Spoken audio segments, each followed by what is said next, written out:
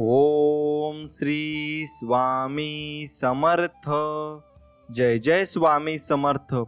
स्वामी भक्तांनो, असे स्वामींचे प्रेमळ आणि आनंददायी संदेश प्राप्त करण्यासाठी आपल्या चॅनलला नक्की सबस्क्राईब करा आणि कमेंटमध्ये श्री स्वामी समर्थ जय जय स्वामी समर्थ नक्कीच लिहा.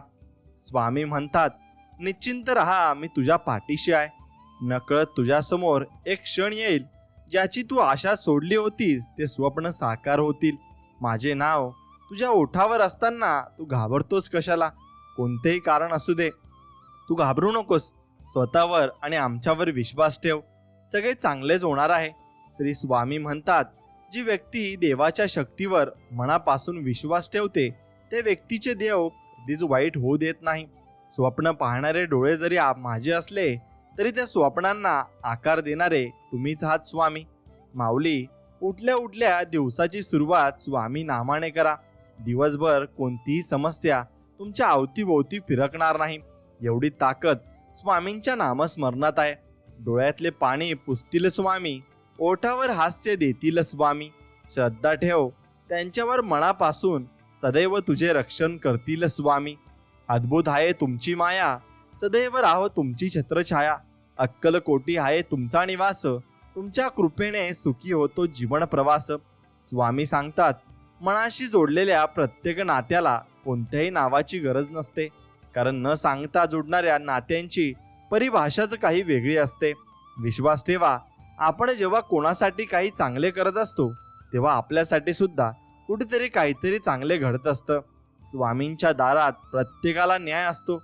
आपण जर एखाद्याची गोड बोलून फसगत करत असाल तर असे समजू नका, काही होत नाही. त्याच्या पुढे दुप्पट तुमच्याकडून परतफेड करून घेतली जाते, एवढं मात्र नक्की. लक्षात ठेवा, स्वामी म्हणतात, असे नसेल कुणी तुझं, तू पंखात कायम भरारी ठेव. बदलेले हा एक दिवस तुझा, फक्त तू स्वतःवर फक्त विश्वास ठेव. कुणालाही न दुखवता जगणे याच्या इतके सुंदर कर्म दुसरे कोणतेही नाही. ज्याला हे कळले त्याला वेगळे पुण्य कमावण्याची आवश्यकता राहत नाही. स्वामी सांगतात, तुमच्याबद्दल कोणी काहीही बोलू द्या, ते मनावर घेऊ नका आणि त्यांच्याशी प्रतिवादही करू नका व त्यांच्याबद्दल मनात रागाची भावनाही ठेवू नका. त्यांना माफ करा. कोणी कितीही तुला चुकीचं किंवा खोटं समजू दे, पण जर तू खरा असशील तर जो वर बसला आहे ना, तो सगळ्यांचा हिशोब घेईल. जेव्हा सगळं संपलं असं तुला वाटत असेल तेव्हा देव नवीन दरवाजे उघडतो, हेही लक्षात ठेव. स्वामी सांगतात, आपल्या आयुष्यात कोण येणार हे आपण जन्मताच ठरलेलं असतं. येणाऱ्या प्रत्येक माणसाच्या येण्यामागे काहीतरी कारण असतंच. काही लोक आपल्या वाईट कर्माची शिक्षा द्यायला येतात, तर काही लोक आपल्या चांगल्या कर्माची फळं द्यायला येतात. म्हणूनच काही लोकांकडून आपल्याला खूप त्रास होतो, तर काही लोक आयुष्यात आल्यावर खूप आनंद मिळत असतो. तू कर्म करत जा, फळाची अपेक्षा न करता. अरे, कर्म करणे तुझे कर्तव्य आहे आणि तुझ्या कर्माला योग्य ते फळ देणे ही माझी जबाबदारी आहे. कुणाचे चांगले झाले तर त्याचा द्वेष करू नये, कुणाचे वाईट झाले तर त्याला हसू नये. वेळेचे नेहमी भान ठेवावे, कारण चांगली वेळ सांगून येत नाही. स्वामी सांगतात, इथेच कमवायचे आहे आणि इथेच गमवायचे आहे. म्हणून कोणाला काही देता आलं नाही तरी चालेल, पण कोणाचे मन दुखवू नका, कारण माणुसकीचं मोल हे पैशांपेक्षा खूप मोठं असतं. परमेश्वराने दुसऱ्याला काय दिलं हे बघण्यात आपण इतके व्यस्त होतो की परमेश्वराने आपल्याला काय दिलं हे बघायला आपल्याकडे वेळच नसतो. आधी नकारात्मक विचार सोडा, पुढे जाण्याचे अनेक मार्ग आपोआप मोकळे होत जातील. तो सर्व बघतोय. तुमची प्रार्थना, तुमचा संघर्ष, तुमच्या वेदना, तुमचा संयम आणि तुमचे कर्मही स्मरण करता समोर उभे राहतात ते स्वामी. जे संकट तुमच्यापर्यंत पोहोचण्या अगोदर आपल्या मदतीला धावतात ते स्वामी. जे आपल्या भक्तांचे अनंत अपराध आपल्या झोळीत घेतात ते स्वामी. आणि सुखदुःखांच्याही पलीकडील अंतिम सत्य म्हणजे आपले स्वामी. माणूस जेवढा आजाराने थकत नाही त्यापेक्षा जास्त विचाराने थकतो. म्हणून हसत राहा, विचार सोडा, स्वामींच्या नामस्मरणात राहा. आपण आहोत तर जीवन आहे ही संकल्पना मनी बाळगा व जीवन निसंकोच जगा. आणि सदैव लक्षात असू द्या, अशक्य हे आहे करतील स्वामी, जे अशक्य आहे तेही शक्य करतील स्वामी. चांगले विचार, चांगली भावना आणि चांगले आचरण हीच आयुष्याची खरी संपत्ती आहे. कर्तव्य म्हणजे धर्म आणि प्रेम देव आहे, सेवा ही पूजा आणि सत्य हीच भक्ती आहे. इथे कमवायचे आहे आणि इथेच गमवायचे आहे. कोणाचेही मन न दुखवता माणुसकी जपत राहायचे.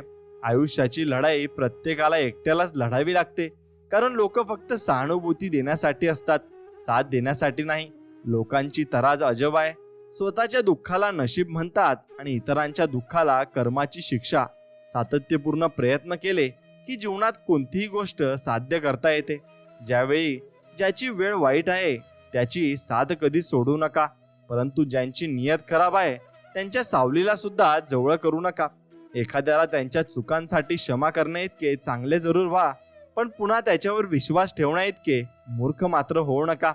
माणूस बाकी गोष्टींमध्ये कच्चा असला तरी चालेल, पण तो माणुसकीमध्ये पक्का असला पाहिजे. दगडाचाही एक गुण घेण्यासारखा असतो. कोणत्याही ऋतूत त्याला पाजर फुटत नाही. महत्व असतं ते फक्त गरजेला आणि वेळेला.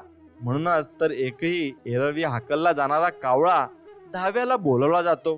नाती ही हातामध्ये पकडलेल्या वाळूसारखी असतात. जास्त बंधने लादल्याने निष्ठून जातात. तुम्ही खरे लिहायला आणि बोलायला घाबरत असाल तर समजून जा की तुम्ही गुलामीकडे वाटचाल करत आहात. आपले सुख दुःख कोणाजवळ व्यक्त करू नका, कारण लोक सुखाला नजर लावतात आणि दुःखावर ते मीठ चोळतात.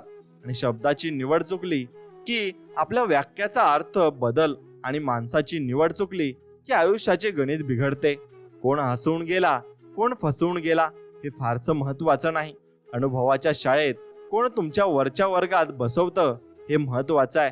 काही माणसं राग मनात ठेवून गोड बोलतात, त्यांच्यापेक्षा प्रेम मनात ठेवून रागाने बोलणारी माणसं खूप चांगली असतात. आई वडिलांमुळे होतो आपल्या जन्माचा उद्धार, कधी न फेडता येतील त्यांचे अनंत उपकार. तुम्ही तुमचे भविष्य बदलू शकत नाही, पण तुम्ही तुमच्या सवयी बदलू शकता, आणि तुम्ही तुमच्या सवयी तुमचे भविष्य नक्कीच बदलू शकते. प्रत्येकाला वाटतं की समोरचा माणूस सुखी आहे, पण आपण हे विसरतो त्याच्यासाठी आपणही समोरचा माणूस आहोत आणि आपल्यालाही ती वेळ नक्कीच येईल. म्हणून वेळ आणि परिस्थिती सोबत छंद बदलायचे असतात.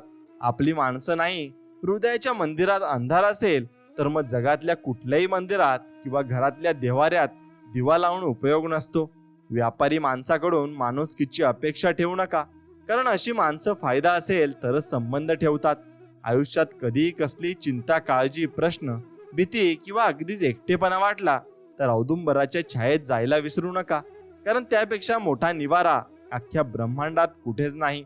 असेच स्वामींचे प्रेम संदेश ऐकण्यासाठी आत्ताच आपल्या चॅनलला नक्की सबस्क्राईब करून बाजूला असलेली घंटी नक्कीच दाबा आणि कमेंटमध्ये श्री स्वामी समर्थ नक्कीच लिहा. मित्रांनो, या जगात आहे जे पापांचे रूपांतर पुण्यामध्ये करू शकते. क्षमा केल्याने भूतकाळ तोच राहतो, पण भविष्यकाळ मात्र सोनेरी बनतो. अडचणी आयुष्यात नव्हे तर मनात असतात. ज्या दिवशी मनावर विजय मिळवाल त्या दिवशी आपोआप मार्ग निघेल. अडचणींवर लक्ष केंद्रित न करता सोडविण्यावर लक्ष केंद्रित करा. दोन गोष्टी कधी संपू देऊ नका. मनाचं बालपण आणि अंतरंगातलं देवपण हे संपलं की माणूसच संपला. श्री स्वामी समर्थ म्हणतात, काही गोष्टी या काष्ट हे कष्ट साध्य असतात. काही प्रार्थना करून आणि काही ईश्वराला शरण जाऊन त्यांच्या कृपेने साध्य करून घ्यायचे असतात. पूर्ण प्रेमाने व क्षमतेने आपले कार्य व स्वधर्म केल्यानंतर बाकी सर्व त्या नियत्यावर सोपवावे. त्यानंतर तो ईश्वर जे काही फळ देईल ते सुखाने भोगावे. यातूनच खरे समाधान लाभते. स्वामी सांगतात, दुसऱ्यांच्या ताटातले हिसकावून घेण्यात छान नाही, तर कोणाला आपल्या ताटातले देण्यात हे खरे समाधान. ही नीती आहे की हिसकावून घेणारा कधी सुखी होत नाही आणि वाटून खाणारा कधी दुःखी होत नाही. त्यात तुला मार्ग दाखवणार आहे मी. भिवू नकोस, मी तुझ्या पाठीशी आहे. स्वामी सांगतात, बाळा, कोण कसं वागतोय याची चिंता तू करू नकोस, कारण जो तो त्याच्या स्वभावानुसार वागणार. तू लक्ष ठेवू नकोस, कारण अशा लोकांना समजवण्यात काही अर्थ नाही. तू पाठीमागे सहशील अशा लोकांना समजवता तू स्वतःची तुलना दुसऱ्यांशी करू नकोस. असं केलंस तर तू स्वतःचा अपमान करतोयस. असं होईल. तू निश्चित पुढे जा, आम्ही आहोत तुझ्या पाठी. तू तुझे कर्म नीट करत जा. भिवू नकोस, मी तुझ्या पाठीशी आहे. आयुष्याची प्रत्येक सकाळ काही अटी घेऊन येते आणि आयुष्याची प्रत्येक संध्याकाळ काहीतरी अनुभव देऊन जाते. त्यामुळे प्रत्येक आयुष्यातला दिवस हा महत्वाचा असतो. स्वामी म्हणतात, स्वभाव इतका चांगला ठेवा की क्षणभर भेटलेला माणूस आयुष्यभर विसरला नाही पाहिजे. त्या व्यक्तीशी कधीच खोटं बोलू नका ज्या व्यक्तीला तुमच्या खोट्यावर सुद्धा विश्वास आहे. कारण या जगात अशी लोक खूप कमी असतात. प्रत्येक श्वासात तुमचे नाव असावे, प्रत्येक दिशामध्ये तुम्ही दिसावे. मी डोळे उघडता स्वामी तुमचे चरण पाहावे. स्वामी सांगतात, स्वतःच्या आत्मविश्वासाची ढाल मजबूत असेल तर जगाने तुमच्या कच्चीकरणासाठी कितीही उलाढाल करू द्या, काही फरक पडणार नाही. स्वामी म्हणतात, घाबरू नकोस. तुझे प्रयत्न प्रामाणिक, मार्ग सुयोग्य आणि कर्म स्वच्छ असतील तर तुझं वाईट कधीच होणार नाही. ईश्वराची भेट घडवण्याचे आणि भेटलेल्या ईश्वराच्या सतत संपर्कात राहण्याचे माध्यम म्हणजे नामस्मरण आहे. स्वामी सांगतात, कोणाचा तरी विश्वास तोडण्याआधी लक्षात ठेव, एके दिवशी तुम्हाला अशाच गोष्टीचा सामना करावा लागेल. आजही खूप चांगल्या गोष्टी लोकांनी जग परिपूर्ण आहे, पण फक्त माणसं ओळखताना चूक होता कामा नये. स्वामी म्हणतात, आयुष्यात काही उत्तर शोधून सापडत नसेल तर वेळ आली की ती आपोआप मिळून जातात. स्वामी सांगतात, अपयशाला अपयश येईपर्यंत लढायचं. अपयश थकू शकतं, तू नाही. अपेक्षा करणं चुकीचं नसतं. कदाचित आपण अपेक्षा करतोय ती व्यक्ती चुकीची असू शकते. स्वतः जिंकायचे आहे की दुसऱ्याला हरवलेले पाहायचे आहे हे आधी ठरवले पाहिजे. कारण आजकाल लोकांना स्वतः जिंकण्यापेक्षा दुसऱ्यांना हरलेल्या पाहण्यात आनंद मिळतो. आणि स्वामी सांगतात, आयुष्य हे एकेरी मार्गासारखं आहे. मागे वळून पाहू शकतो पण मागे जाता येत नाही. म्हणून प्रत्येक क्षण आनंदात जगा. स्वामी म्हणतात, आयुष्यात प्रॉब्लेम ही येतच राहणार. त्यांची सवय करून त्यांना टक्कर देणे महत्वाचे आहे. आपला स्वभाव हा सूर्यासारखा ठेवा. सूर्याला उगवण्याचा अभिमान नसतो आणि मावळण्याचा अपमान नसतो.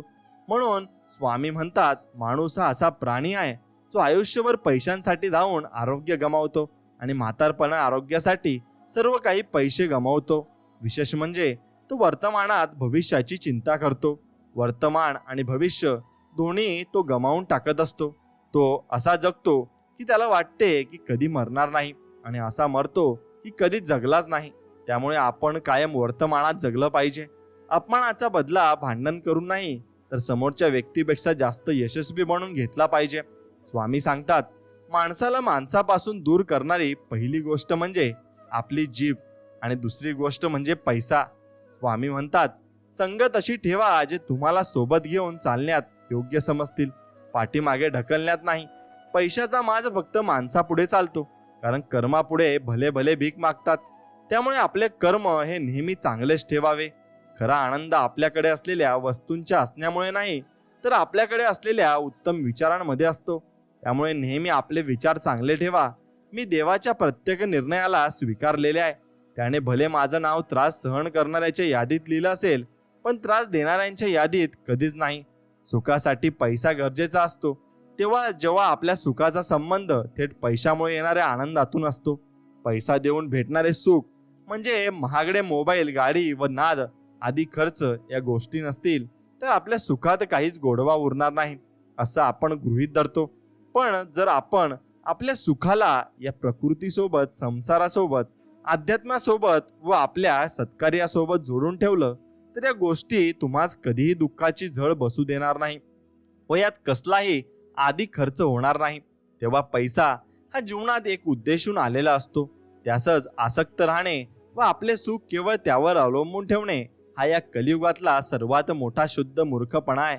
मला माहिती आहे की तुम्ही थकला आहात. मला माहिती आहे की शारीरिक आणि भावनिक वादांनी तुम्हाला पिळून काढले आहे. पण एक लक्षात ठेवा, तुम्हाला पुढे जावेच लागेल. कोणासाठी किंवा इतरांसाठी नाही तर स्वतःसाठी, आपल्या भूतकाळासाठी, ज्याला आपण भविष्यात काहीतरी करून दाखवण्याचे वचन दिले आहे. कधी कधी आपल्यावर विश्वास ठेवणारी व्यक्ती आपण स्वतः बनले पाहिजे. स्वामी सांगतात, ध्येय साध्य करणे कितीही कठीण असो, जर आत्मविश्वास असेल तर अशक्य आहे असे काहीच नाही. जीवनात स्वतःला न पटणाऱ्या गोष्टी स्पष्टपणे जो नाकारत असतो ना त्याला कधी पश्चाताप करण्याची वेळ येत नाही. स्वामी म्हणतात, स्वतःची किंमत योग्य वेळी कळाली पाहिजे, नाहीतर आयुष्याचा होणारा तोटा हा आयुष्यभराच्या कमाईपेक्षा खूप जास्त असतो. स्वतःचं मन शांत करता आले की सगळे गोंधळ आपोआप शांत होऊन जातात आणि आपल्याला जीवनातून शांती मिळत असते. आणि स्वामी म्हणतात, जर कोणाची आठवण तुम्हाला वारंवार त्रास देत असेल तर समजून जा की त्याच्याही हृदयात तुमची आठवण आहे. अशी भावना ठेवून वागावे की मी देवा आहे आणि तो माझा पाठीराखा आहे, आणि म्हणून काही झाले तरी मला काळजी करण्याचे कारण नाही. हे सर्व नामस्मरण केल्याने साधते. प्रारब्ध म्हणजे कृतकर्माचे फळ. हे चांगले व वाईट असू शकते. सुखाचे भोग आले तर माणसाला काही वाटत नाही, पण दुःखाचे प्रसंग आले की माणूस म्हणतो मी देवाचे एवढे केले, मग मला असे दुःख का भोगावे लागते. पण त्याला हे समजत नाही की हा सर्व आपल्या कर्माचा परिणाम आहे. त्याला देव काय करील. प्रारब्धाचा संबंध देहापर्यंत असतो, मनाशी नाही. जो सद्गुरूंची मनापासून आज्ञा पाळतो त्याचे प्रारब्ध हे प्रारब्ध रूपाने राहत नाही. आपण स्वामींजवळ मागावे की तू वाटेल त्या स्थितीत मला ठेव, पण माझे समाधान भंगू देऊ नकोस. माझे मी पण काढून टाक. तुझा विसर पडू देऊ नकोस. नामामध्ये प्रेम दे आणि तुझ्या चरणी दृढ श्रद्धा सतत टिकू दे. जो कोणी भक्त सेवेकरी दैनंदिन जीवनात आपले कर्म प्रामाणिक निष्कपट भावनेने करत असेल आणि अशा माझ्या भक्ताला जर कोणी विनाकारण त्रास देत असेल, तर त्याच्यावर अन्याय करत असेल, तर त्याचा कैवार मी स्वतः घेतो. म्हणून अशा भक्तांच्या पाठीशी मी सदैव असतोच. कोणी विचारलं आयुष्यात काय गमावलं आणि काय मिळालं, तेव्हा सरळ सांगा की जे गेलं ते माझं नव्हतंच. जे मिळालं ते स्वामींनी माझ्यासाठी ठेवलं होतं आणि ते मी उपभोगतोय. म्हणून एक लक्षात घ्या गोष्ट की ते तुमचं होतच नाही, तर मग तुम्ही त्याचा पस्तावा करून फायदा काय. म्हणून जिथे मी जास्त काही मागत नाही आणि स्वामी मला कधीच काही कमी पडू देत नाही. स्वामी सांगतात ओठात एक आणि पोटात एक असं कधीच वागायचं नसतं. आपण जसे आहोत तसेच बाहेर दिसायचं असतं. दिसायला भारदस्त असणं हे आपल्या हातात नसतं. विचारांनी भारदस्त असणं हेच आपल्या हातात असतं. खरं वागणं, परिपक्वता हे चांगल्या व्यक्तिमत्वाचं लक्षण असतं. स्वामी म्हणतात वेळ निघून गेल्यावर सुचलेला विचार आणि पिके जळून गेल्यावर पडलेला पाऊस यांची किंमत सारखीच असते. डोळे बंद केले म्हणून संकट जात नाही आणि संकट आल्याशिवाय डोळे उघडत नाही. भोग हे भोगावेच लागतात. त्यांचा भागाकार होत नाही, पण बेरीज होऊ शकते. कर्म चांगले असेल तर थोडीफार वजाबाकी होण्याची शक्यता असते. सुखातही सद्गुरूंची आठवण व्हायला पाहिजे. दुःखात तर त्यांची आठवण होतच असते. अशी आठवण जर होऊ लागली तर मग आणखी एक पटते की आपली सगळी दुःखे आणि सुखे त्यांनी स्वीकारलेली आहेत. एकदा त्यांनी स्वीकारले आहे म्हटले की मग आपण चिंताहीत होतो. करून बघा हा प्रयोग. आपण एकदम शांतच होतो. डोक्यातला काही ताप उरत नाही. मग फक्त आला दिवस वाटायला आणि आलेली कर्तव्य सांभाळून व त्यांचे स्मरण ठेवून आनंदाने घालवायचा. मनुष्य फक्त भ्रमात जीवन जगतो. हा माझा, तो माझा, माझ्या जवळचे माझे. खरं तर फक्त वेळच तुमची आहे. ती जर चांगली असेल तर सर्व तुमचे, नाहीतर सर्व जवळचे असून सुद्धा दूरचे. हे जीवनाचे सत्य आहे. श्री स्वामी समर्थ परम दयाळू आहेत. त्यांच्या भक्तीने सर्वांचे सर्वतोपरी कल्याण होते. भाव भक्तीने अर्थ देणे हाक मारली की मग असता ते तात्काळ होऊ देतात आणि ते स्मरणामूर्ती आहेत. मग एक लक्षात घ्या, भक्तांच्या संकटकाळी त्वरेने धावणारे श्री स्वामी समर्थांसारखे दैवत तुम्हा आम्हा भक्तांचे भक्कम आधार आहेत. एवढं तुम्ही लक्षात घेतलं पाहिजे. आणि चुकीसाठी क्षमा करणे इतके चांगले जरूर व्हा, पण पुन्हा त्याच्यावर विश्वास ठेवण्या इतके मूर्ख होऊ नका. हे म्हणा तुला जीवनात चमत्कार हवा असेल तर स्वामींना तळमळीने पुकार, स्वामींना तळमळीने आळव. अरे इतक्या तळमळीने स्वामी नाम घे की डोळ्यातून भक्ती अश्रू आले पाहिजे. बघ तुझी तळमळ स्वामीपर्यंत नक्की पोहोचेल आणि तुझ्या जीवनात नक्की चमत्कार होतील. स्वामी म्हणतात काल तुझ्याबरोबर काय घडलेले आहे हे लक्षात ठेवण्यापेक्षा उद्या तुम्हाला काय घडवायचे आहे हे लक्षात ठेवा. कारण तुमचा जन्म हा गेलेले दिवस मोजण्यासाठी नाही, तर उरलेले दिवस आनंदाने जगण्यासाठी झालेला आहे. हे लक्षात ठेवा. हे म्हणा किती संकटे आली तरी खचू नकोस. विश्वास ठेव.